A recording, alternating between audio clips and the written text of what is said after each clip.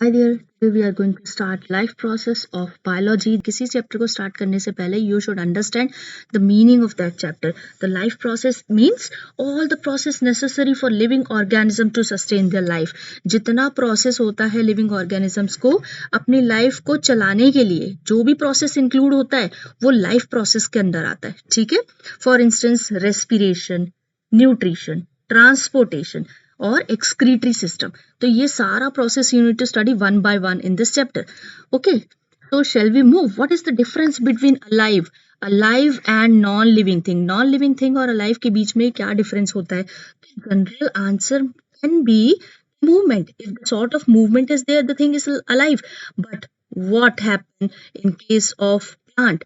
Plant का growing movement तो हमें विजिबल ही नहीं होता, तो भी वो अलाइव है. What is the reason? तो हमें ये बोलना कि विजिबल मूवमेंट है तभी चीज अलाइव है, सो दैट इज रॉन्ग. पर हमारा करेक्ट आंसर क्या होना चाहिए? Invisible molecular movement. If invisible molecular movement is there, then the thing is alive. Why it is written that invisible word? Because sometimes the things are not visible. जो आपका movement है body के अंदर हो रहा है, मूवमेंट ऑफ गैसेस हो रहा है और न्यूट्रिशन हो रहा है, फूड हो रहा है, तो सारा मूवमेंट आपको विजिबल नहीं होता है ना आउटसाइड से, तो मूवमेंट तो होता रहता है, तो इनविजिबल मूवमेंट है. अब ये मॉलिक्यूलर वर्ड क्यों लिखा है? Because the movement is in molecular level. The whole body is made up of molecules. So जो मूवमेंट होगा वो भी मॉलिक्यूलर मूवमेंट ही होगा. ठीक है, तो इसीलिए आपका करेक्ट आंसर है कि इनविजिबल मॉलिक्यूलर मूवमेंट है आपकी लाइफ में, तो वो थिंग अलाइव है. Understood? So there is a controversy in the case of virus. Virus के केस में एक controversy है among the scientists that the virus is alive or not. Why? क्योंकि जब वायरस बॉडी के बाहर होता है तो वो कोई भी शो नहीं करता है मूवमेंट, बिल्कुल स्टिल रहता है. आपको लगेगा that is not alive, but as it enter inside any body, so it get multiplied. तो ये तुरंत मल्टीप्लाई होने लगेगा, 1 से 2, 2 से 4, इस तरीके से कन्वर्ट होने लगेगा और आपको लगेगा ये तो मल्टीप्लाई हो रहा है, ये तो लिविंग ऑर्गेनिजम्स है. तो डिफरेंट ओपिनियन है कि ये लिविंग है या फिर नहीं लिविंग है. ठीक है, so this is a controversial situation. तो यहाँ पे एक क्वेश्चन आपका बनता है कि what is the difference between alive and dead? So correct answer will be molecular movement is there in alive organisms. Okay, movement is needed. आप कह रहे हो मॉलिक्यूलर मूवमेंट रिक्वायर है, मॉलिक्यूलर मूवमेंट होना चाहिए, तो क्यों होना चाहिए मॉलिक्यूलर मूवमेंट? क्योंकि हमारी बॉडी टिश्यू से बनती है ना, सेल से बनी है, सेल मिलके बनाते हैं टिश्यू, फिर ऑर्गन्स, ये आपको पता है ना. तो आपको लिविंग रहने के लिए, मतलब जिंदा रहने के लिए लिविंग स्ट्रक्चर को सांस लेनी पड़ती है. ठीक है, और सांस लेने के लिए आपको क्या करना पड़ता है कि एनर्जी चाहिए होती है, और आपकी बॉडी मस्ट कीप रिपेयरिंग, मतलब आपकी बॉडी रिपेयर होती रहनी चाहिए. जैसे कि if you are living in a house and the house is getting damaged by the external attack or means environment attack, external environment attack, तो वो हाउस है आपका, उसको आप समय समय से रिपेयर करते हो कि नहीं करते हो? तो वो रिपेयर मांगता है. उसी तरीके से आपकी body require repair also, your body also require repair. ठीक है, तो आपकी बॉडी को भी रिक्वायर रिपेयर होती है, और रिपेयर के लिए क्या चाहिए? आपको मूवमेंट होना पड़ता है, चीजों का मूवमेंट करना पड़ता है. अगर बॉडी में कहीं पे, जैसे कि अगर कहीं पे कट लगा है, तो पूरे आपके सेल्स वहां पे एनर्जी फ्लो करेंगे, उसको हेल्प करेंगे, उसको हीलिंग के लिए हेल्प करेंगे, है ना, जल्दी से वो कट भरे, तो मॉलिक्यूल्स मूव करेंगे, उसकी सहायता करेंगे उस प्लेस पे. तो उस तरीके से आपको ब्रीथ करने के लिए, ये देखो यहाँ पे लिखा है keep breathing down over time, आपको सांस लेते रहने के लिए, और मस्ट कीप प्रिपेयरिंग, बॉडी को रिपेयर भी करना होता है ना. तो उसके लिए क्या होता है? आपको एनर्जी चाहिए होती है, और एनर्जी कौन पहुंचाता है यहाँ से वहां? मॉलिक्यूल्स पहुंचाते हैं. तो structure are made up of molecules, तो इसीलिए आपको बोलते हैं कि मॉलिक्यूलर मूवमेंट नेसेसरी है. यहाँ से एक क्वेश्चन बनता है, why molecular movement is necessary? Molecular movement क्यों जरूरी है? रिपेयर करने के लिए और मेंटेन करने के लिए बॉडी को. ठीक है, तो आंसर क्या क्या लिखोगे? To repair and maintain your body. ठीक है, next is what are life process. What are life process, जो आपका चैप्टर का नाम है लाइफ प्रोसेस, है ना. तो अब उसके डिटेल में आ रहे हैं हम, लाइफ प्रोसेस क्या होता है. तो उस तरीके से है, मेंटेनेंस के लिए, मेंटेनेंस जो आपकी बॉडी का है वो हमेशा चलते रहना चाहिए, हमेशा हमेशा. अगर आप सो रहे हो तब भी मेंटेनेंस होता है, अगर आप जगे हुए हो तो भी मेंटेनेंस होता है, अगर आप बैठे हो, दौड़ रहे हो, एंड एवरी सिचुएशन. ऐसा नहीं कि अगर आप सो रहे हो तो मेंटेनेंस का काम रुक जाता है, नहीं. तो in every situation and case the maintenance work will go on. तो यहाँ पे जो मेंटेनेंस वर्क लगता है उसके लिए एनर्जी भी तो लगेगी, है ना। अगर आप घर का मेंटेनेंस करा ले हो, उसके लिए man power, labour, energy, time, everything will be required. So here also the energy will be needed. ठीक है। अब एनर्जी कहाँ से मिलेगी आपको? फूड से मिलेगी। कहाँ से मिलेगी? फूड से मिलेगी। तो उसी को तो आप न्यूट्रिशन बोलते हो, है ना। जो आप खाना खाते हो, जो फूड इनटेक करते हो, वो ब्रेक डाउन होता है और एनर्जी प्रोवाइड करता है, तो उसी को तो न्यूट्रिशन बोलते हैं ना। तभी आप बोलते हैं न्यूट्रिशनल चीजें खानी चाहिए। क्यों? ताकि एनर्जी मिलेगी आपको, फूड ब्रेक डाउन होगा। तो ये सारा न्यूट्रिशन का चक्कर क्यों है? क्योंकि हमें बॉडी रिपेयर करनी है, हमें बॉडी मेंटेन करनी है, हमें बॉडी सर्वाइव करनी है, तो हमें न्यूट्रिशन लेना है, हमें लाइफ प्रोसेस चलाना है, इसलिए हमें न्यूट्रिशन चाहिए। ठीक है। अब यहाँ पे होता है कि अगर कोई बॉडी ग्रो कर रही है, तो उसके लिए क्या करेंगे? Additional requirement of energy will be there. देखो, अगर आपकी बॉडी ग्रोइंग स्टेज पे नहीं है, तो particular nutrition will be require, particular calories will be require, particular energy will be require. If you are in growing stage, अगर जो बच्चे होते हैं उनकी बॉडी ग्रोइंग स्टेज में होती है, तो उनको एनर्जी ज्यादा चाहिए होती है ना। उसी तरीके से यहाँ पे आपकी बॉडी में ग्रोइंग एडिशनल रॉ मटेरियल मतलब कच्चा माल बोलते हैं, या फिर जो आप एक्सटर्नल जो फूड खाते हो, बाहर से लेके फूड खाते हो ना, तो वो जो रॉ मटेरियल है आपको ज्यादा चाहिए होता है ग्रोइंग स्टेज में। तो यही कह रहा है। ठीक है। अब ये देखो, ये कह रहा है life on earth depend on carbon based molecules. अब ये आप कार्बन बेस्ड मॉलिक्यूल्स क्यों लिखा हुआ है? कार्बन बेस्ड मॉलिक्यूल इसलिए लिखा हुआ है क्योंकि आपको पता है लाइफ में मोस्टली चीजें कार्बन से बनी है। Most of the life is made up of, most of the things are made up of carbon. तो हमारी बॉडी भी ज्यादा से ज्यादा कार्बन की बनी हुई है, इसीलिए वर्ड लिखा है life on earth depend on carbon based molecules. जो आप खाना खाते हो, चीजें लेते हो ना बाहर से, प्लांट्स ले रहे हो या फिर चीजें इनटेक कर रहे हो, तो वो मोस्टली कार्बन की बनी हुई है। ठीक है। मोस्ट फूड कार्बन बेस्ड होता है। तो इससे क्या क्वेश्चन निकल के आता है इस पेज से? Type of process which help in maintenance. मतलब कि अब आने वाले पेजेस में आप देखोगे कि 4 टाइप के कौन कौन से आपको प्रोसेस होते हैं, कौन कौन से लाइफ प्रोसेस होते हैं जो कि मेंटेनेंस में हेल्प करते हैं। आपको बताया कि बॉडी को मेंटेन करना पड़ता है, रिपेयर करना पड़ता है, तो कौन से प्रोसेस से मेंटेनेंस में हेल्प होती है, कौन से प्रोसेस से रिपेयर में हेल्प होती है ना। तो बॉडी को मेंटेन करके रखने में, उसको अप टू डेट करके रखने में कौन से प्रोसेस हेल्प करते हैं? First process nutrition. कौन सा प्रोसेस है? Nutrition. The second process is respiration. The third process is transportation. ठीक है। The fourth process is excretion. Understood? अब न्यूट्रिशन क्या मतलब होता है? ब्रैकेट में मैंने ये लिख दिया है, टू टेक फूड। न्यूट्रिशन मतलब खाना खाना, है ना। तो टेक फूड, फूड आप बॉडी में लेते हो, एक्सटर्नल फूड लेते हो, तो वो न्यूट्रिशन कहलाता है। रेस्पिरेशन, सांस लेना, ब्रीथिंग। ट्रांसपोर्टेशन, ट्रांसपोर्टेशन जैसे आपने सुना होगा ना, एक जगह से दूसरी जगह सामान जा रहा है, ट्रांसपोर्ट हो रहा है चीजें, उसी तरीके से आपकी बॉडी में भी एक जगह से दूसरी जगह चीजें जाती हैं, ट्रांसपोर्ट होता है material, so that is called as transportation. तो ट्रांसपोर्ट बॉडी में किस चीज का होता है? The transport of nutrition, the transport of gases, the transport of hormones, transport of waste material, product, everything. सारी चीजें एक ही जगह पे तो नहीं रहेंगी ना, हर जगह फ्लो करती जाएंगी बॉडी में, तो उसी को ट्रांसपोर्ट बोलते हैं। और ये सिस्टम जब आप पढ़ोगे तो उसको बोलते हैं ट्रांसपोर्टेशन। अंडरस्टूड? नेक्स्ट सिस्टम है आपका जो लाइफ प्रोसेस में हेल्प करता है, उसको बोलते हैं एक्सक्रीशन। एक्सक्रीशन क्या है? जो भी वेस्ट मटेरियल है आउट ऑफ द बॉडी, उसको निकालना, है ना। इट कैन बी स्वेट और it can be any organic matter. तो ये डिस्चार्ज ऑफ वेस्ट मैटर। तो ये सारे टॉपिक्स आपको पढ़ने हैं वन बाय वन। मतलब आप न्यूट्रिशन के बारे में पढ़ोगे, रेस्पिरेशन के बारे में पढ़ोगे, फिर ट्रांसपोर्टेशन के बारे में पढ़ोगे, एक्सक्रीशन के बारे में पढ़ोगे। अब ये जो आपको पेज दिख रहा है, यहाँ पे ग्रीन से हाईलाइट किया गया है, यहाँ पे न्यूट्रिशन लिखा है, तो आपने न्यूट्रिशन के बारे में यहाँ पे पढ़ा। ठीक है। आपको बताया था मैंने प्रीवियस पेजेस में कि सांस लेने की प्रोसेस को, the process of breathing is called as respiration. आप रेस्पिरेशन जो है, सांस ले रहे हैं, इसके लिए आपको क्या चाहिए? एनर्जी चाहिए ना। तो आप फूड खाओगे, source of food, source of energy. तो आपका सोर्स ऑफ एनर्जी क्या है? फूड है। जो एक्सटर्नल आप फूड लेते हो, वो सोर्स ऑफ एनर्जी है। ठीक है। अब ये एनर्जी क्या, सोर्स ऑफ एनर्जी जो आपने फूड खाया, उसको ब्रेक डाउन करना है बॉडी में जाके, तो वो ब्रेक डाउन होता है। फिर वो जब टूट जाता है तो वो एनर्जी में कन्वर्ट होता है। प्रोसेस आपको समझ में आया? आपने खाना खाया, वो टुकड़ों में टूटेगा, वो ब्रेक डाउन होएगा, और उस ब्रेक डाउन से आपको एनर्जी मिलेगी। इस प्रोसेस को नीचे नीले से यहाँ पे दिखाया गया है। The food is glucose. ठीक है। जो फूड है उसका रिप्रेजेंटेशन यहाँ पे ग्लूकोज है, तो फूड ना लिख के यहाँ पे ग्लूकोज लिखा है, तो C6H12O6। तो ग्लूकोज जो एनर्जी है आपकी, ग्लूकोज है, वो आपका कंबाइन होता है ऑक्सीजन से। ठीक है। आपने खाना खाया मतलब ग्लूकोज, आपने सांस ली मतलब ऑक्सीजन। तो ये ग्लूकोज और ऑक्सीजन दोनों लिखा है। अब दोनों जब कंबाइन हो जाते हैं तो पानी बनाते हैं, कार्बन डाइऑक्साइड बनाते हैं और एनर्जी बनाते हैं। जो कार्बन डाइऑक्साइड होती है वो सांस के जरिए आप बाहर फेंक देते हो, और जो एनर्जी होती है आप उसको यूज कर लेते हो, और वाटर है ये। तो ये प्रोसेस पूरा यहाँ पे लिखा है ब्लू से, ऑक्सीडेटिव रिडक्शन मतलब कि ऑक्सीडाइजिंग रिड्यूसिंग रिएक्शन मतलब रिडॉक्स रिएक्शन। ये रिडॉक्स रिएक्शन है, इससे समझ में आता है कि आपकी बॉडी में केमिकल रिएक्शंस होते हैं, जैसे कि सांस लेना, जैसे कि खाने का ब्रेक डाउन होना, वाटर, कार्बन डाइऑक्साइड और एनर्जी में। तो ये पूरा process is an example of redox reaction. जो आपका फर्स्ट चैप्टर है केमिस्ट्री में, उसमें रिडॉक्स रिएक्शन के बारे में पढ़ाया गया है ना, तो आप यही सेम एग्जांपल दे सकते हो रिडॉक्स रिएक्शन में, कि जब आप ग्लूकोज लेते हो, वो कंबाइन होता है ऑक्सीजन के साथ और ब्रेक डाउन होता है वाटर में, कार्बन डाइऑक्साइड एनर्जी में।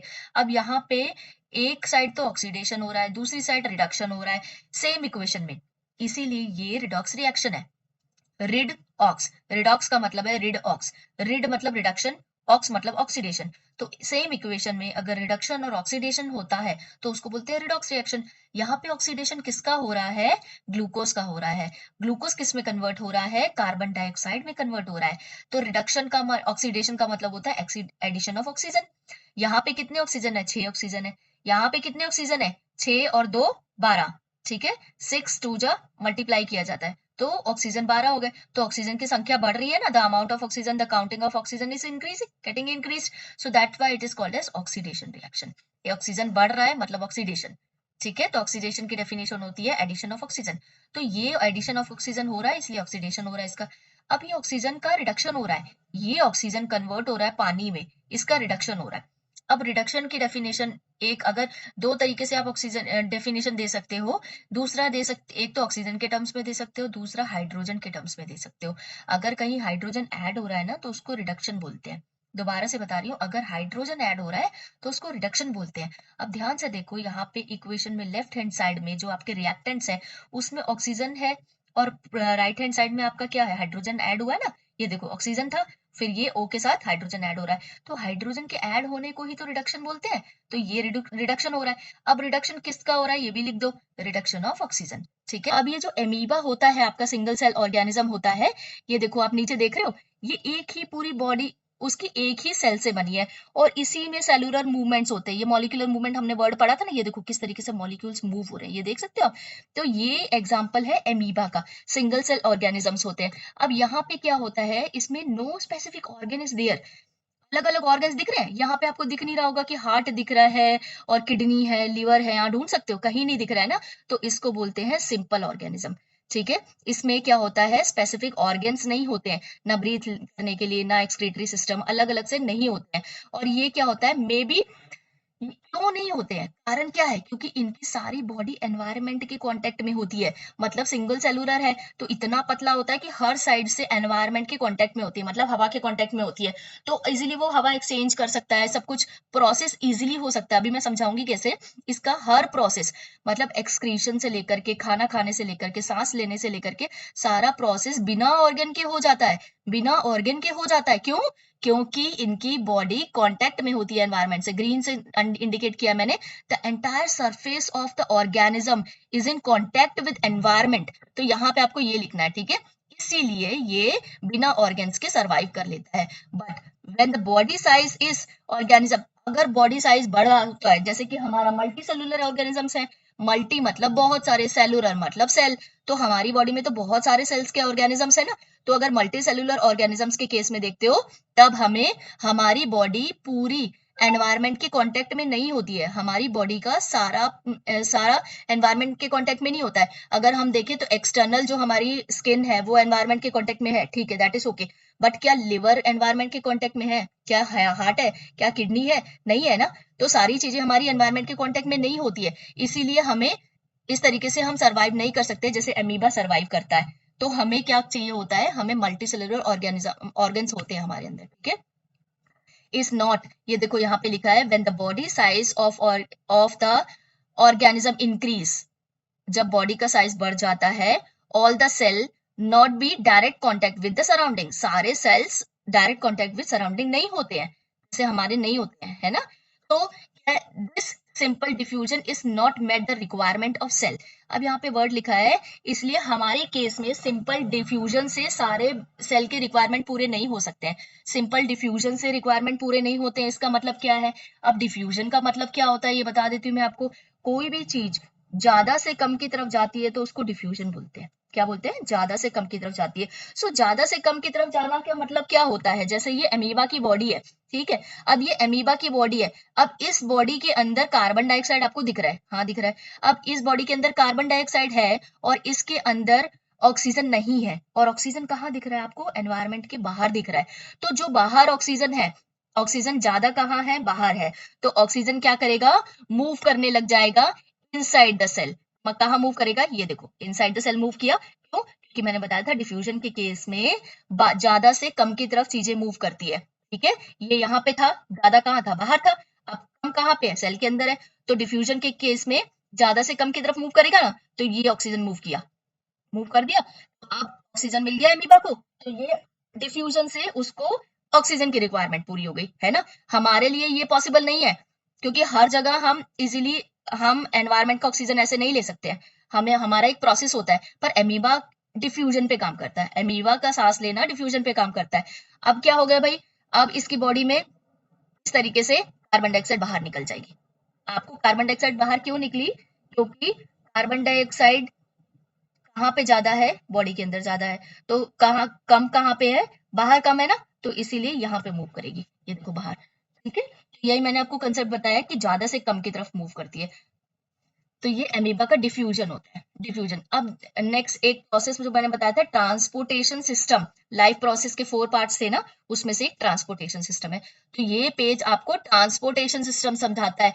बॉडी में ट्रांसपोर्ट होता है, फूड का, एनर्जी का, सोर्सेस का, हर चीज का ट्रांसपोर्टेशन होता है।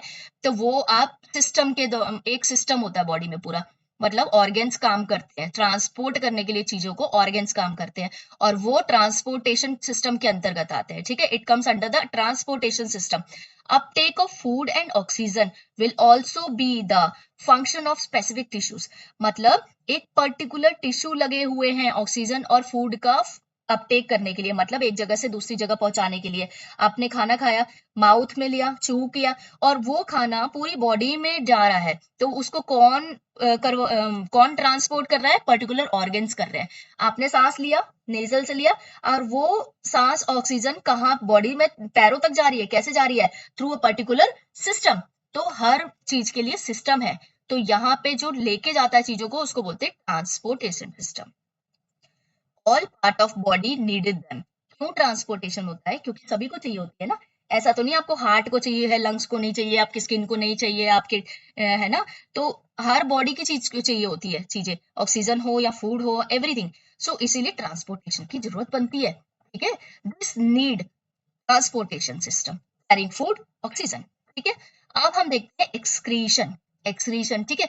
अब एक्सक्रीशन किस चीज का होता है? बॉडी, आप किस चीज को वेस्ट मानते हो? जो यूजलेस है। तो आपकी बॉडी के लिए जो यूजलेस है उसको तो वो बॉडी में नहीं रखेगा ना, वो एक्सक्रीशन, वो वेस्ट है, उसको रिमूव कर देगा। तो वो रिमूव करने कौन करता है? वो रिमूव एक्सक्रीशन सिस्टम करता है। अब देखो हर में वर्ड में लिखा हुआ है transportation system, excretion system. System system क्यों लिखा है? सिस्टम मतलब केवल एक ऑर्गन काम नहीं कर रहा है, बहुत सारे ऑर्गन मिलके काम कर रहे हैं, इसलिए उसको सिस्टम होता है। जब भी बहुत सारे ऑर्गेनिजम्स या फिर बहुत सारे लोग या फिर बहुत सारे ऑर्गेन्स मिलके काम करते हैं, तो उसको सिस्टम होता है, ठीक है। तो वो आपका एक इसलिए वर्ड लिखा हुआ है, हमेशा आपको सिस्टम सिस्टम वर्ड दिख रहा है। अब यहाँ पे देखो chemical reactions created by products. हमारी बॉडी में केमिकल रिएक्शन होते हैं। प्रीवियस पेजेस में you have seen that redox reaction occurring. तो रिडॉक्स रिएक्शन जैसे होता है उस तरीके से केमिकल रिएक्शंस बहुत सारे होते हैं। कोई चीजें बनती हैं, कोई बिगड़ती हैं, है ना। तो केमिकल रिएक्शंस होते हैं। अब जब रिएक्शन होता है तो प्रोडक्ट भी तो निकलेगा, बाय प्रोडक्ट्स भी तो निकलेंगे। For instance I am giving example of making your T. अगर आप चाय बनाते हो तो किस तरीके से होती है? यहाँ पे आपने चाय पत्ती वगैरह सब डाला, लास्ट में आपका प्रोडक्ट क्या मिलता है? आपको कप में चाय मिलती है। और आपका बाय प्रोडक्ट क्या मिलता है? जो छन्नी में चाय पत्ती होती है वो बाय प्रोडक्ट होती है, that is waste for you. Mostly 99% जो होते हैं लोग यूज नहीं करते उसको। बाकी ऑर्गेनिक खाद बनाने के लिए यूज करें तो अलग चीज है, वो बाय प्रोडक्ट होता है, वो वेस्ट मटेरियल होता है, उसको आप फेंक देते हो। उसी तरीके से बॉडी में भी केमिकल रिएक्शंस होते हैं, तब वो चीजें बाय प्रोडक्ट के रूप में जो आती हैं, जो बाहर निकलती है, वो उसको आप फेंक देते हो, है ना। तो बॉडी आपकी रिमूव कर देती है।